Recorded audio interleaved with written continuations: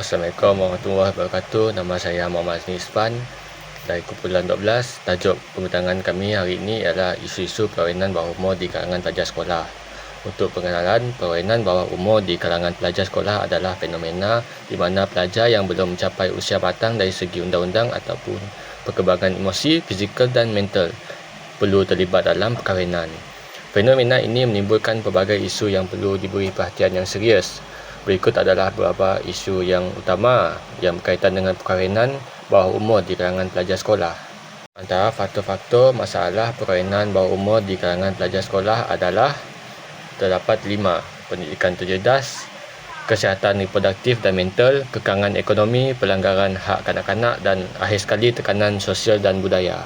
Faktor masalah yang pertama ialah pendidikan yang terjejas. Perkahwinan pada usia muda seringkali menyebabkan pelajar terpaksa meninggalkan sekolah.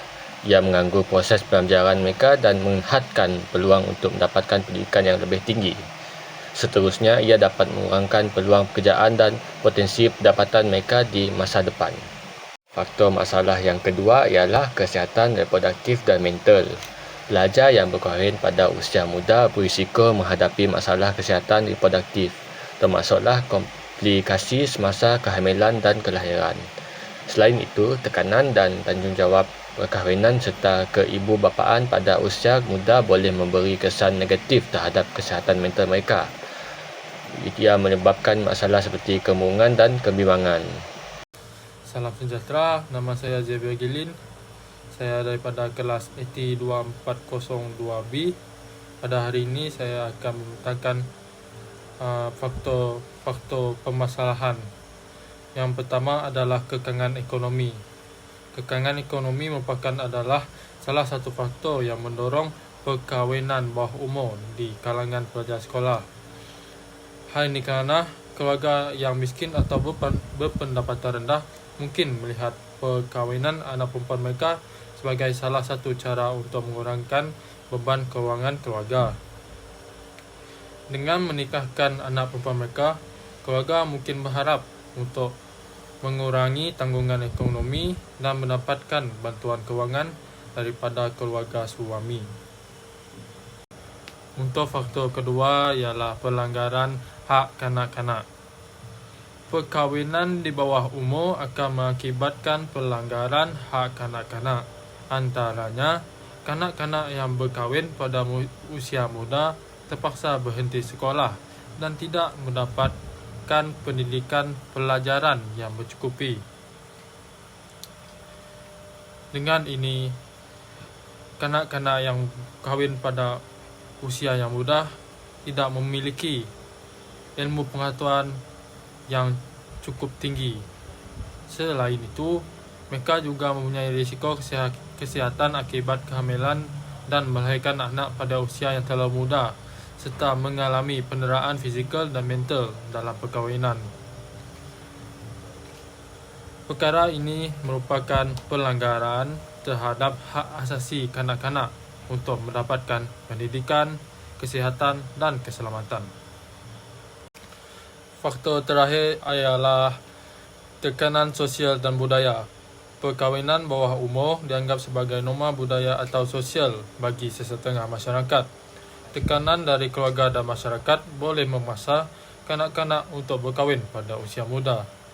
Nilai tradisional dan kepercayaan bahawa perempuan harus berkahwin awal untuk mengelakkan stigma sosial juga menyumbang kepada berlakunya perkahwinan bawah umur. Terdapat juga kepercayaan bahawa perkahwinan muda dapat mengelakkan anak terlibat daripada risiko sosial seperti pergaulan bebas. Selamat sejahtera, nama saya Vanessa Anaswi. Nombor ID pelajar saya 2024546485.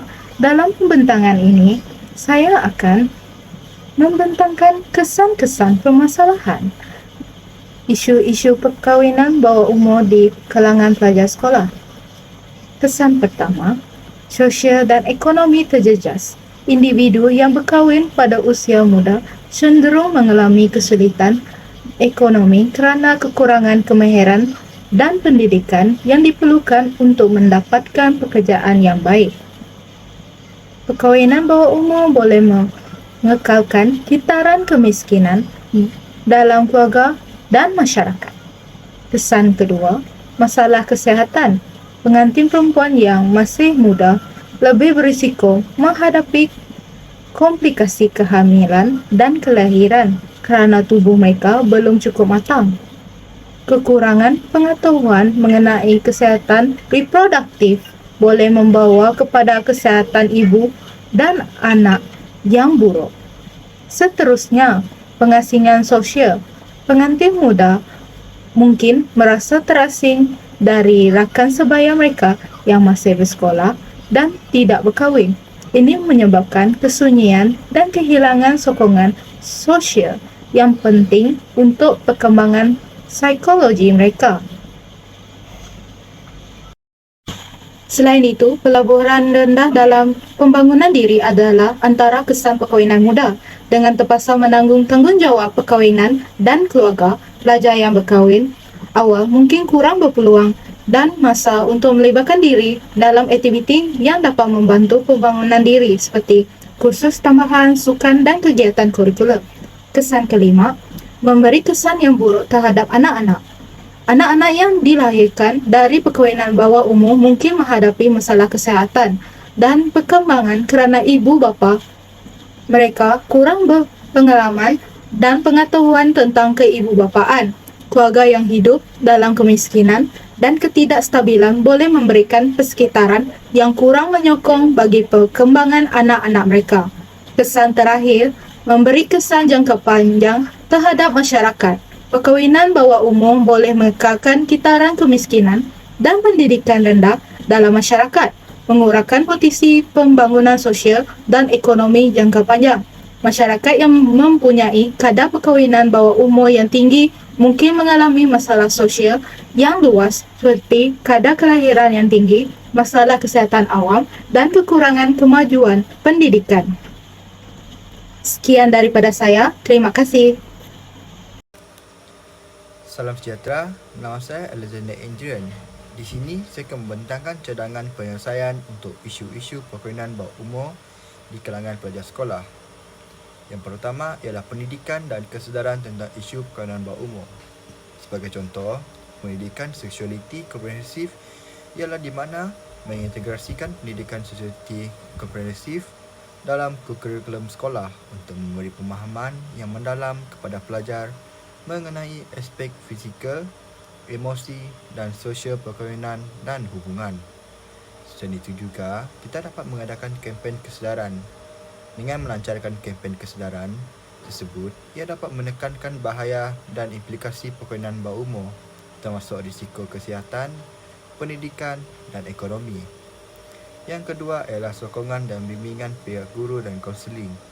Pihak sekolah dapat menyediakan penguatan konseling di sekolah untuk pelajar yang memerlukan bantuan emosi dan psikologi. Selain itu juga, peranan guru dan konselor, iaitu guru dan konselor perlu dilatih untuk mengenal pasti tanda-tanda pelajar yang mungkin terlibat dalam isu perkahwinan bawah umur dan memberi sokongan yang sesuai seperti memberikan nasihat kepada pelajar tersebut. Cadangan penyelesaian yang ketiga ialah penguatkuasaan undang-undang. Kerajaan dapat membuat pindahan undang-undang untuk memperketatkan lagi undang-undang yang melarang perkahwinan bawah umur dan memastikan undang-undang ini dikuatkuasakan dengan tegas. Hal ini dapat menyebabkan para pelajar sekolah takut untuk melakukan hal tersebut. Selain itu juga, pihak berkuasa dapat membuat pengawasan yang lebih ketat seperti meningkatkan pengawasan dan pemantauan terhadap keluarga yang mungkin memaksa anak-anak mereka berkahwin di bawah umur. Seterusnya ialah cadangan penyelesaian yang keempat, iaitu peranan media. Media massa dan sosial dapat digunakan dalam menyebarkan maklumat dan mendidik masyarakat tentang kesan negatif perkahwinan bawah umur. Sebagai contoh, artis-artis yang terkenal di tanah air kita dapat membuat filem pendek tentang isu perkahwinan di bawah umur di kalangan pelajar sekolah yang dapat menyedarkan mereka tentang keburukan perkahwinan bawah umur. Dan akhir sekali ialah pendidikan ibu bapa juga dapat menangani isu ini. Sebagai contoh, mengadakan program kesedaran untuk ibu bapa dengan menganjurkan bengkel dan seminar untuk ibu bapa mengenai kepentingan pendidikan dan kesan negatif perkahwinan bawah umur terhadap anak-anak mereka. Hal ini kerana ibu bapa merupakan insan yang terpenting untuk anak-anak mereka dalam membantu mereka untuk membuat keputusan yang tepat bagi menggalakkan perkara buruk berlaku. Ibu bapa juga seharusnya selalu memberi perhatian kepada anak mereka agar mereka dapat didik dengan betul dan menjalani kehidupan seharian mereka. Sekian itu saja daripada saya. Sekian, terima kasih. Kesimpulannya, perkahwinan bawah umur di kalangan pelajar sekolah adalah isu yang serius dan memerlukan perhatian mendalam. Hal ini kerana ia membawa kesan negatif kepada kesihatan, pendidikan dan kesejahteraan psikologi pelajar. Oleh itu, pendekatan yang komprehensif melibatkan penguasaan undang-undang yang ketat serta kerjasama antara kerajaan, sekolah, NGO dan komuniti adalah kritikal untuk menghapuskan perkahwinan bawah umur. Seterusnya, menyumbang kepada pembangunan sosial dan ekonomi yang lebih baik untuk negara serta kesejahteraan pelajar. Sebelum saya mengakhiri pembentangan saya pada hari ini, saya ada sikit teks yang disediakan untuk tajuk yang saya bentang pada hari ini.